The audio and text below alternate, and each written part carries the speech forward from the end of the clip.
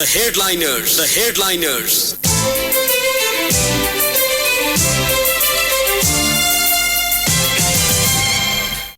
नमस्कार अनि हार्दिक स्वागत श्रोता। रेडियो कान्तिपुरको नियमित कार्यक्रम द हेडलाइनर्समा कार्यक्रम लिएर आज म इन्द्रलक्ष्मी घिमिरे उपस्थित भएकी छु। आज पनि तपाईसँग प्रत्यक्ष र परोक्ष सरोकार राख्ने समसामयिक विषयवस्तुमा अबको आधा घण्टासम्म विचार विमर्श गर्नेछौँ।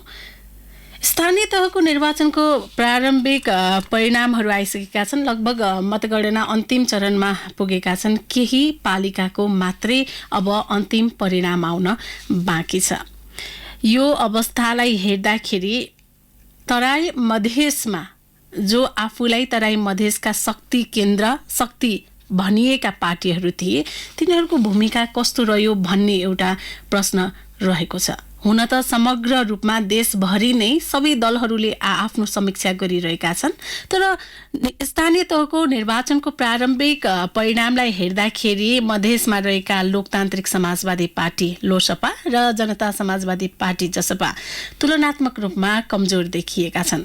मधेसका शक्ति भनिएका यी पार्टी 2074मा भएको स्थानीय तहको जुन परिणाम थियो त्यो भन्दा पनि तल खस्किएको देखिएको छ र तत्कालीन अवस्थामा अघिल्लो चुनावमा भनौँ त्यो बेलामा जितेका स्थानहरू पनि गुमाएका छन्। तत्कालीन राजपाका अधिकांश नेताहरू अहिले लोसपामा रहेका छन् र तत्कालीन राष्ट्रिय जनता पार्टीले 25 सिट ल्याएको अवस्थामा अहिले ती सबै स्थानहरू पनि घटेको देखिएको छ। अझ भनौँ मधेसमा कांग्रेस बलियो शक्ति केन्द्रको रूपमा उदाएको हो कि भन्ने देखिएको छ र मधेसमा विभिन्न पदका लागि 40,000 भन्दा बढीको उम्मेदवारी परेको थियो, तर पछिल्लो परिणाम अनुसार जनता समाजवादीले 30 स्थानमा प्रमुख पदमा जित हासिल गरेको छ भने 31 पालिकामा उपप्रमुखमा विजय हासिल गरेको छ। त्यही लोसपाले 16 स्थानमा चाहिँ आफ्नो जित सुनिश्चित गरेको अवस्था छ। मधेसकै कोर एरिया भनिएका पालिकामा पनि कांग्रेसको वर्चस्व देखिएको छ। अन्य पार्टीहरूले चाहिँ जित हात पारेका छन्। त श्रोता, यही चुनावी समीक्षा मधेसमा खुम्चँदै गएको हो कि भनिएका मधेसी दलहरूको भूमिका लगायत पछिल्ला समसामयिक विषयवस्तुमा आधारित रहेर आज हामी लोकतान्त्रिक समाजवादी पार्टी लोसपाका मधेस प्रदेशका अध्यक्ष जितेन्द्र सोनलसँग कुराकानी गर्दैछौँ। उहाँ हाम्रो टेलिफोन सम्पर्कमा आइसक्नु भएको छ। सोनलजी, स्वागत छ कार्यक्रममा। धन्यवाद छ यहाँलाई इन्द्रजी। कता हुनुहुन्छ? मधेसतिरै हुनुहुन्छ कि काठमाडौँ आउनुभयो चुनावी माहौल सकेर? मधेसमै छु म अहिले। म मधेस प्रदेशमै छु, बारामती जिल्लामा छु म। अब मधेस प्रदेशमै हुनुहुन्छ, त्यहाँ मत पनि हाल्नुभयो। त्यहाँको मत गणनामा पनि तपाईँ प्रत्यक्ष रूपमै हुनुभएको छ हैन, रहनु भएको छ। समग्र चुनावी एउटा माहौललाई बुझ्नु भएको छ। के पाउनुभयो? अहिले मत परिणाम आइसकेको अवस्था छ, लगभग अन्तिम परिणाम कसरी लिनु भएको छ? सबभन्दा पहिले त अब यो लोकतन्त्रको मेरुदण्ड आवधिक निर्वाचन हो र जसरी यहाँका आम नागरिकको उत्साहपूर्वक निर्वाचनमा सहभागिता भयो र परिणामलाई सहस्र एउटा स्वीकार गर्ने जुन परिपाटी बन्यो र अहिले पनि छ, जसलाई जुनसुकै परिस्थितिमा निर्वाचनबाट आएको परिणामलाई सबै राजनीतिक दल र आम नागरिकले, आम जनसमुदायले जसरी अत्यन्त सहजताका साथ स्वीकार गर्नुभयो, यो एउटा लोकतन्त्रको सुन्दरतम पक्ष र संघीय लोकतान्त्रिक गणतन्त्र जसको लागि हामीले यति ठुलो बलिदानी दियौँ र त्यो कुरा हामीले प्राप्त गर्यौँ, त्यो संस्थागत भयो भन्ने एक कदम अगाडि बढ्यो, अझ एक कदम डरोका साथ अगाडि बढेको छ भन्ने मलाई लाग्छ। मेरो दललाई पनि यसरी नै हामीले अनुभूति गरेका छौँ। अब रह्यो परिणामको कुरा, त जसरी स्थानीय तहको निर्वाचनको परिणामहरू आयो त्यो धेरै अनपेक्षित परिणाम चाहिँ होइन, त्यो अपेक्षित परिणाम नै हो।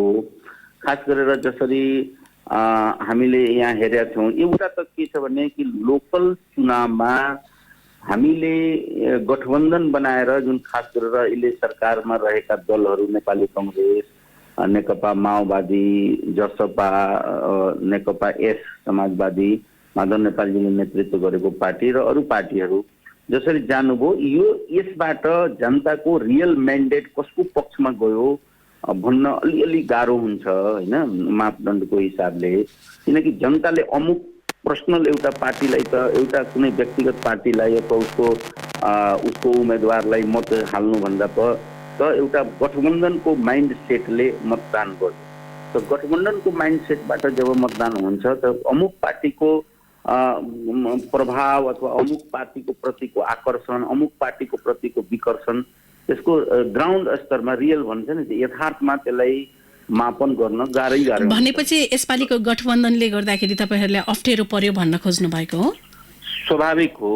जब चारवटा पार्टी गठबन्धन बनाएर चुनावमा जान्छ र अरू म त यसरी 6वटा पार्टीलाई हेरेको छु मात्र, अरू पार्टीहरू पनि हुन्छन्, म सबै पार्टीको सम्मान गर्छु लोकतन्त्रमा, तर खास गरेर 4वटा प्रमुख पार्टी नेपाली कांग्रेस, नेकपा माओवादी केन्द्र, अर्को चाहिँ नेकपा समाजवादी अनि त्यसपछि जसपा, यो 4वटा पार्टी एक ठाउँमा, फेरि यतातिर नेकपा एमाले र अर्को चाहिँ हामी लोकतान्त्रिक समाजवादी पार्टी, हाम्रो बीचमा कुनै सहकार्य सहमति अथवा गठबन्धन भएको थिएन।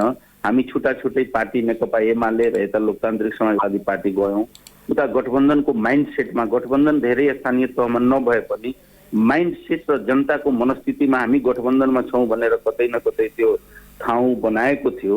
र यसरी चाहिँ निर्वाचनमा जाँदा यो अनपेक्षित रिजल्ट होइन, यो अपेक्षितै हो कि त्यसमा पनि सरकारमा रहेका दलहरू खास गरेर प्रान्तदेखि केन्द्रसम्म सरकारमा छन्। उहाँ सरकारमा भइसके पछाडि तपाईँलाई यो लुकेको कुरा होइन, सत्ताको, शक्तिको, मसल र मनीको मेनिपुलेसन भएको छ।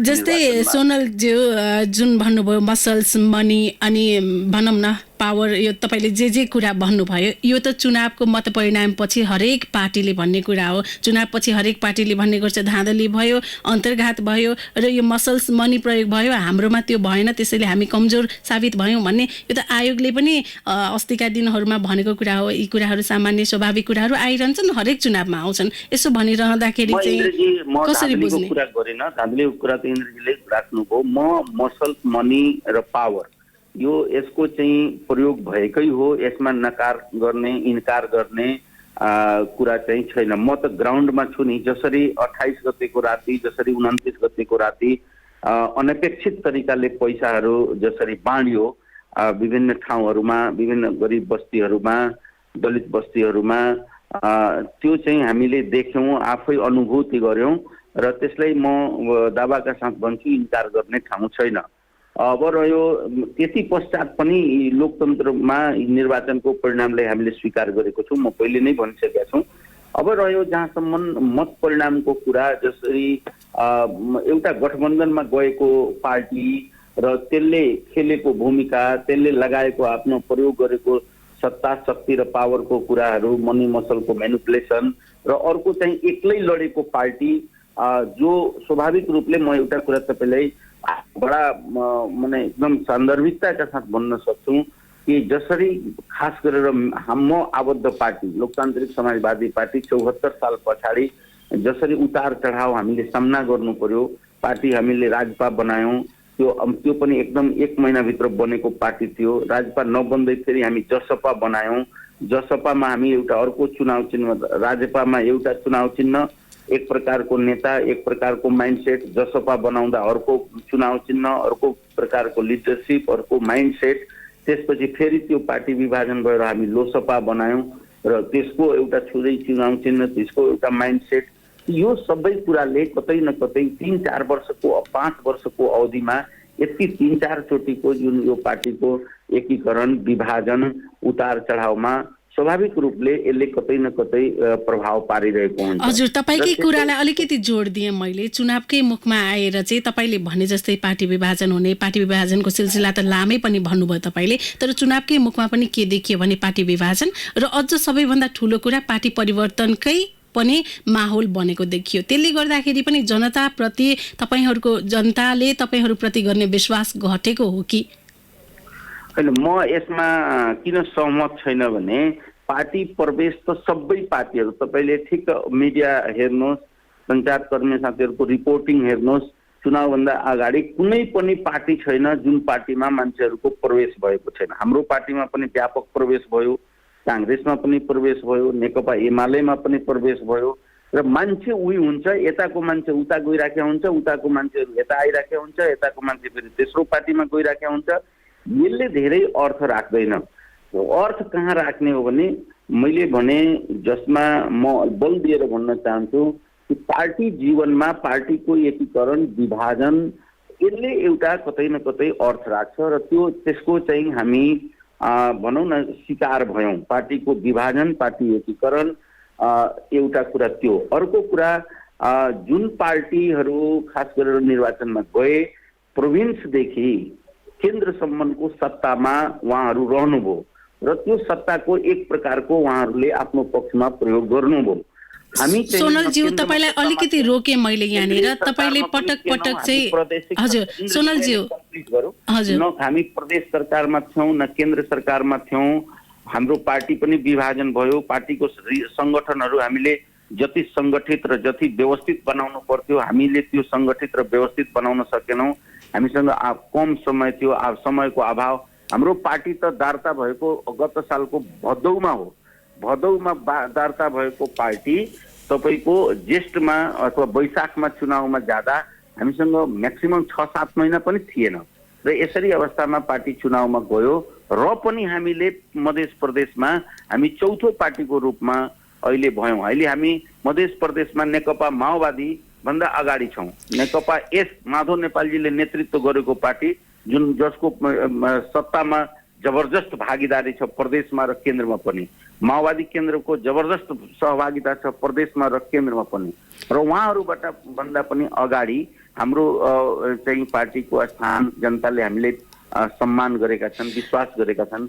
म यसलाई धेरै अनपेक्षित मान्दैन। हजुर सोनलज्यू, मैले तपाईलाई अघि जोड्न खोजेको कुरा जोड्न चाहे। तपाईले पटक पटक भन्नुभयो अनपेक्षित होइन, हामीले त्यो कुरा सुन्यौँ। तर के भन्नु भइरहेको छ भने दलहरूले आफू सत्तामा छन्, उनीहरूले आफ्नो किसिमले प्रचार गरिरहे भनिरहँदाखेरि जनकपुरको मत परिणामलाई लिउँ न हामी। जनकपुर धाम उपमहानगरपालिकामा स्वतन्त्र उम्मेदवारले चाहिँ फराकिलो अग्रतासहित चाहिँ जित हासिल गर्नुभयो। काठमाडौँकै यदि सिनारियोलाई हेर्नुहुन्छ भने पनि स्वतन्त्र उम्मेदवार नै हुनुहुन्छ। धरानमा त्यही किसिमको मत परिणाम आएको छ भनिरहँदाखेरि अब पनि यी सबै कुराहरू तपाईहरूले एउटा जुन समीक्षा गर्नुभएको छ त्यसलाई पुनर्विचार गर्ने बेला भएन र? इन्द्रजी, म फेरि यसलाई तपाईँले देशभरकै सबै चुनावलाई एउटै चस्माले एउटै आँखाले हामी हेर्न सक्दैनौँ। काठमाडौँको स्वतन्त्र उम्मेदवार को बारेमा म अहिले पछि कुरा गरौँला, तर जनकपुरको उम्मेदवार स्वतन्त्र हुँदै होइन। जनकपुरको उम्मेदवार किन स्वतन्त्र होइन भने उहाँ नेपाली कङ्ग्रेसको जनकपुरको नेता हो र तपाईँले हिजै मात्र हेर्नुभयो उहाँ एउटा विद्रोही उम्मेदवार, स्वतन्त्र उम्मेदवार होइन कि एउटा विद्रोही पार्टीभित्रको तपाईँको जुन पार्टी जसरी उहाँहरूको निर्णय गर्यो, गठबन्धन बनायो र गठबन्धनको विरुद्धमा एउटा विद्रोही उम्मेदवार भएर उहाँ उम्मेदवारी दिनुभयो र सम्पूर्ण काङ्ग्रेसी जनको भित्रै गठबन्धनको विरुद्धमा खास गरेर मधेसवादी पार्टी उपेन्द्रजीको पार्टीको मेयर त्यहाँ हिस्सामा अथवा भागमा अथवा भनौँ न भागबण्डामा परेको थियो। उसलाई मतदान नगरेर त्यहाँका काङ्ग्रेसी जनहरूले उहाँहरूलाई विद्रोही काङ्ग्रेसलाई उम्मेदवारमा चाहिँ उम्मेदवारीमा चाहिँ उम्मेदवार बनाएर मतदान गर्नुभयो र हिजो मात्र उहाँ त्यही रुखछापको झन्डा लिएर, रुखछापको ब्यानर लिएर निर्वाचनको परिणाम आउने बित्तिकै उहाँ सडकमा गएर चाहिँ तपाईँको चाहिँ जुलुसमा जानुभयो भनेपछि 4 घण्टा पनि उहाँ स्वतन्त्र भएर बस्ने स्थितिमा रहन सक्नु भएन। त्यस कारणले जनकपुर र मध्य प्रदेशको मध्य प्रदेशको चुनाव एक प्रकारको छ। काठमाडौँको सवालमा म तपाईँलाई यो कुरासँग सहमत छु। काठमाडौँ, धरान अथवा धनगढीको सवालमा जसरी स्वतन्त्र उम्मेदवारहरू आएका छन् यो स्वाभाविक रूपले कतै न कतै एक प्रकारको सङ्केत हो राजनीतिक दलहरूलाई एउटा घचघचाउने र राजनीतिक दलहरूलाई एउटा विचारै गर्नुपर्ने कि हाम्रो धरातल चाहिँ हाम्रो गतिविधि, हामीले सोच्नुपर्ने स्थिति, हामीले बाँड्नुपर्ने टिकटको अवस्था र त्यसपछिका यावत कुराहरूमा हामी कसरी जाने भन्ने राजनीतिक पार्टीहरूको सामुन्ने काठमाडौँको रिजल्ट, धनगढीको रिजल्ट, त्यसपछि तपाईँको धरानको रिजल्ट एउटा सामुन्ने एउटा ठूलो प्रश्न चाहिँ खडा गरेको छ। हजुर, तपाईलाई नै जोडे मैले यहाँनिर हिजोको दिनमा चाहिँ जुन एउटा हजुर सोनलज्यू तपाईकै कुरालाई मैले जोड दिइरहेको छु। हिजोको सवालमा चाहिँ के थियो भने काठमाडौँको कुरा तपाईले उठाइ नै हाल्नुभयो, सोच्नुपर्ने विषय हो भनेर। हिजोको दिनमा के थियो भने मधेसका नेता पहाडमा समेटिन्नन् र पहाडमा मधेसका नेता सुहाउँदैनन् भन्ने खालका एक किसिमका प्रतिक्रियाहरू भनाइहरू सुनिन्थे। तर काठमाडौँको मतपरिणामले त त्यसलाई गलत साबित गरिदियो। मधेसकै एउटा युवाले पहाडी क्षेत्रमा पाएको यो जनादेशलाई तपाईहरूले कसरी विश्लेषण गर्नुहुन्छ? म यसमा अहिले टिप्पणी गर्नुपर्ने र अहिले नै यसको विश्लेषण गर्नुपर्ने स्थिति इन्द्रजी छैन। दिनहरू आइरहेका छन्, त्यो कुरा गरौँला। र बालेनजीको चुनाव जुन परिणाम उनको पक्षमा गएको छ यसको लागि म धन्यवाद दिन चाहन्छु, बधाई पनि दिन चाहन्छु, शुभकामना दिन चाहन्छु सम्पूर्ण काठमाडौँवासीलाई। तर यसलाई पार्टीको दृष्टिकोणले मधेसी पार्टीलाई हेर्ने दृष्टिकोण काठमाडौँको जनताको एक प्रकारले बन्यो, यो सबै कुराहरूमा यति टिप्पणी गर्न अलिक छिटो हुन्छ। यो दिनहरू आइरहेछ, हामी चाहिँ यसमा टिप्पणी गरौँला, छलफल गरौँला। अहिलेको सन्दर्भमा म के मात्र भन्छु भने अहिले जसरी निर्वाचनको परिणामहरू आएको छ यो अत्यन्त एउटा विचित्र प्रकारको निर्वाचनको परिणाम आएको छ र यसले पार्टीको मैले फेरि पहिलो प्रश्नसँग जोड्दैछु, पार्टीको सम्पूर्ण ग्राउन्ड रियालिटी अथवा धरातलीय यथार्थलाई यसलाई मापन गर्न अलिअलि असजिलो हुन्छ जस्तो मलाई लागिरहेको छ। अब अलिकति उम्मेदवार चयनमा पनि समस्या हो कि अझ लोकसभाको हकमा त 17-18 जना तपाईहरूले दोहोऱ्याउनु भयो र मध्य प्रदेशमा चाहिँ जुन एक किसिमको सुशासन जनताले चाहिँ प्रत्याभूत गर्न पर्ने हो त्यो पछिल्लो 5 वर्षमा गर्न पाएनन् कि भन्ने एउटा आकलन पनि गर्ने ठाउँ रह्यो, किनकि अधिकांश उम्मेदवारहरू तपाईहरूले दोहोऱ्याउनु भएको अवस्था थियो र उम्मेदवार चयनमा अलिकति कतै गल्ती भएको हो कि? म यसमा नेपाली राजनीतिकमा संघीय लोकतान्त्रिक गणतन्त्र आइसके पछाडि संस्थागत गर्ने सवालमा यो दोस्रो स्थानीय तहको निर्वाचन थियो।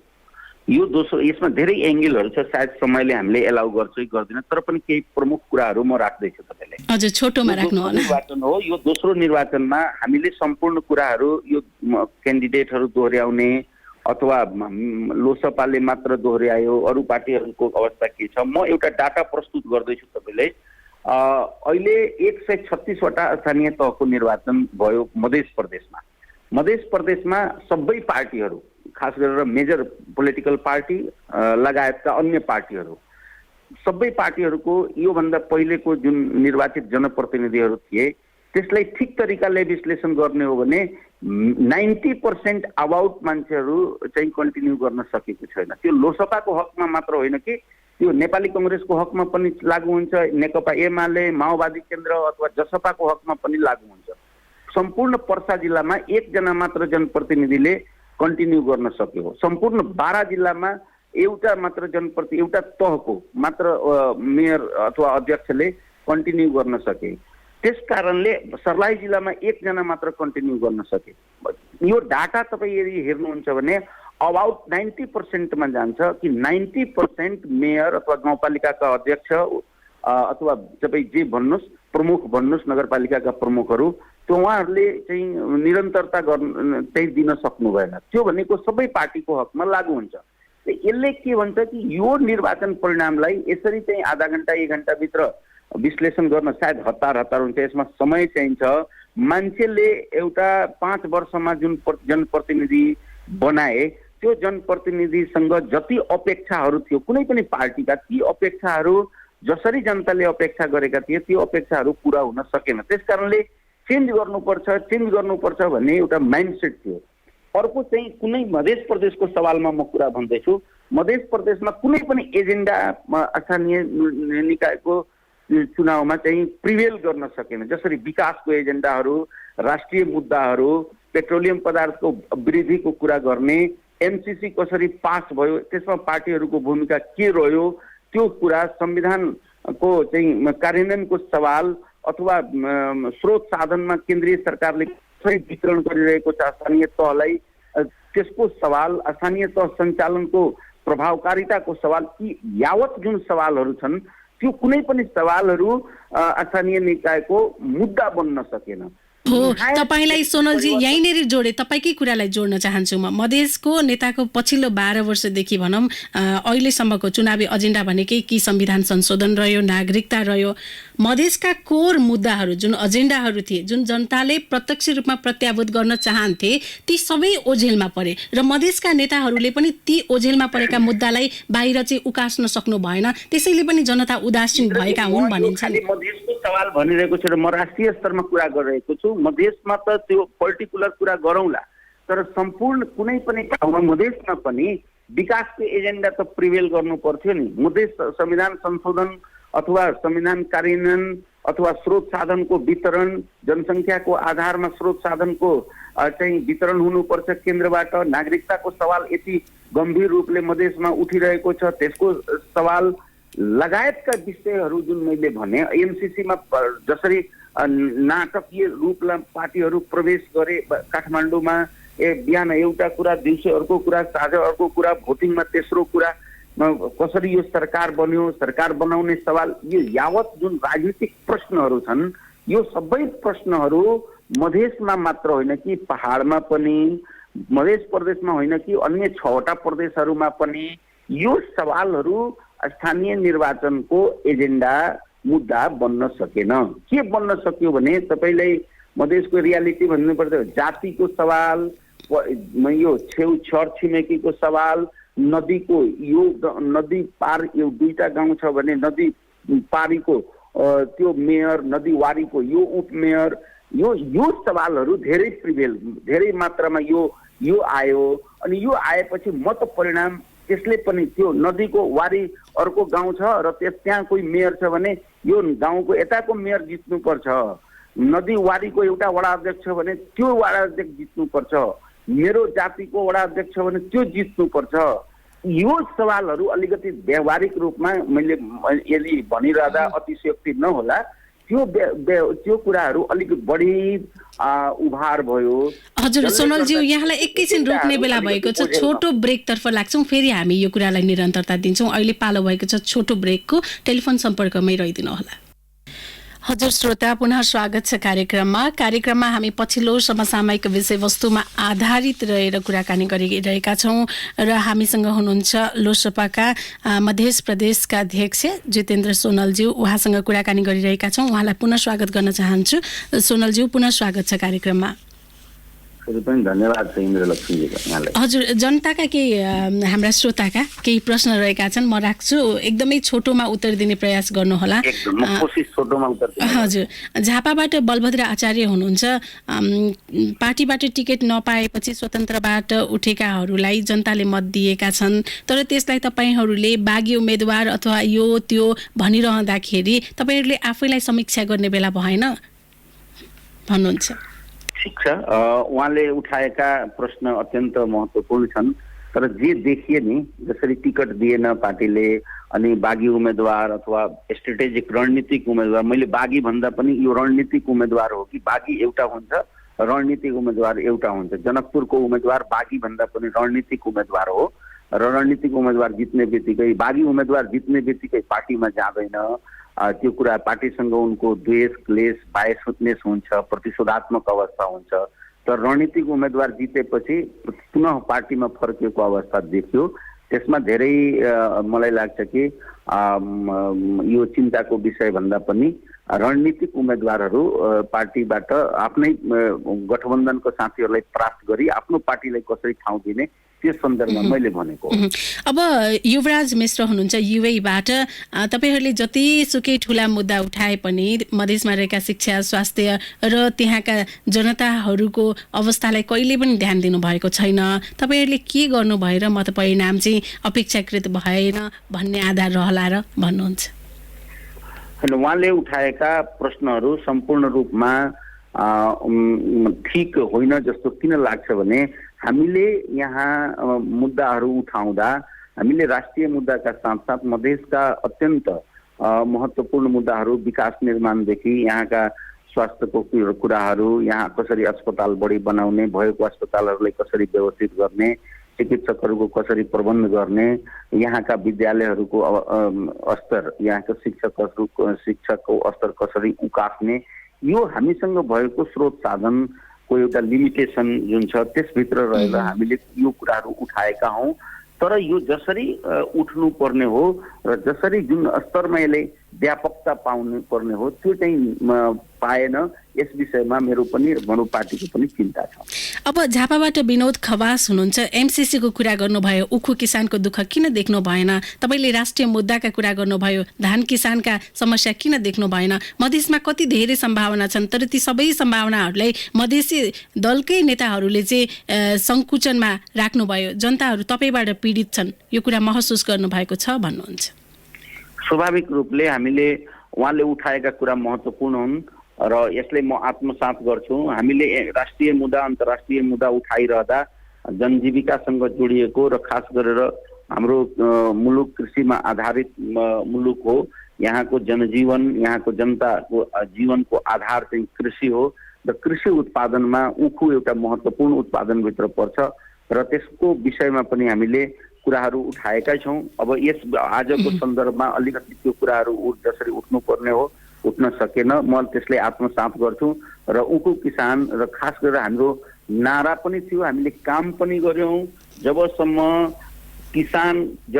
खेतमा हरियाली हुँदैन तबसम्म किसानको चेहरामा खुशहाली हुँदैन भन्ने विषयलाई हामीले आत्मसात गरेर खेतमा पानी हातमा काम भन्ने नारालाई र यसलाई आत्मसात गर्दै हामीले यसैलाई आत्मसात गर्दै काम गर्ने वचनबद्धता छ, प्रतिबद्धता छ। हजुर, सुनसरीबाट श्याम खतिवडा र मुक्ति दाहाल दुवैजना सुनसरीबाट हुनुहुन्छ। एकै आशयको प्रश्न सोध्नु भएको छ। हालको परिणाम मधेसवादी दलहरूले पद सत्ताको लागि देखाएको एउटा मोहको पनि परिणाम हो कि भन्नुहुन्छ? मैले मोहभन्दा पनि जसरी सङ्गठनहरू मैले भनिसकेको छु, तर पनि उहाँहरूले उठाएका प्रश्नमा मेरो के भनाइ छ भने हामी जसरी यस बिचमा हाम्रो पार्टी एकीकरण, विभाजन, उतार चढावहरू जुन भयो त्यसको चाहिँ प्रभाव देखियो।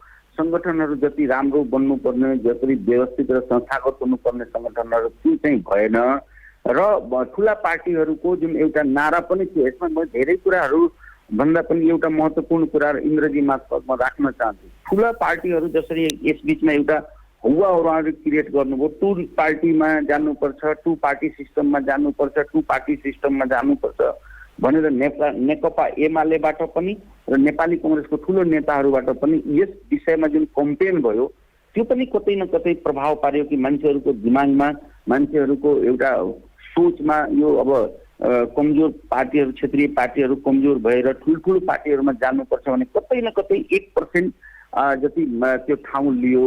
यस विषयमा हामी चाहिँ चिर्न सकेनौँ र खास गरेर सङ्गठन नै हो। सङ्गठन चाहिँ हामीले जति गर्नु पर्थ्यो त्यति हामी गर्न सकेनौँ, जसको परिणाम। सोनलज्यू, अन्तिम प्रश्न राख्दैछु, हामीसँग समय छैन, त्यसैले निकै छोटोमा उत्तर दिनु होला। तपाईँहरू कहाँ चुक्नुभयो? स्थानीय तहको यो मत परिणाम, यो समग्र चुनावको माहौलबाट के सिक्नुभयो र अब सङ्घीय चुनावमा तपाईँहरू गठबन्धनमा जाने अथवा एक्लै जाने के गर्नुहुन्छ तपाईँहरू? जनताको म्यान्डेट अहिले पनि परिणाम के छ भने दुईवटा मधेसवादी पार्टीहरू जुन छौँ हामी, खास गरेर अहिलेको लोसपा र अहिलेको जसपा, त्यसको मत र जनताले दिएको जुन म्यान्डेट छ त्यो मतलाई एक ठाउँमा राखेर अहिले पनि हेर्ने हो भने मध्य प्रदेशको ठुलो पार्टी र सबभन्दा ठुलो शक्ति भनेको हामी नै हुन्छौँ।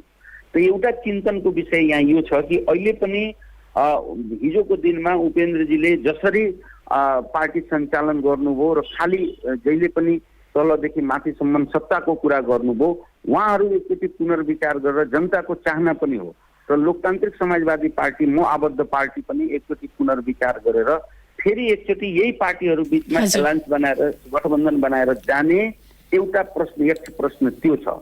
होइन यो सम्भव छैन भने अब जसरी एक प्रकारको गठबन्धन नेपाली कङ्ग्रेसको नेतृत्वमा अथवा नेपाली कङ्ग्रेस आबद्ध 4वटा पार्टी बनेको छ, अर्को पनि गठबन्धन, किनकि गठबन्धनको राजनीति यदि मुलुकमा अगाडि बढ्छ भने कुनै एउटा पार्टीले एक्लै फेस गर्न, एउटै सामना गर्न चाहिँ गाह्रो हुन्छ। गठबन्धन पनि बनाएर लिएर जाने भन्ने एउटा यतातिर पनि सोच बनाएर जानुपर्ने, गठबन्धनलाई सामना गर्न अर्को गठबन्धन बनाएर जाने र मधेस लगायतका आदिवासी, दलित जनजाति पिछडा वर्ग मुस्लिम लगायतको मुद्दाहरूलाई सम्बोधन गर्दै अगाडि बढ्ने भन्ने जुन हजुर धन्यवाद कमिङ इलेक्सन छ त्यसमा हामी जानुपर्छ। हजुर धन्यवाद समय दिदिनु भयो यसको लागि धेरै धेरै धन्यवाद सोनलज्यू।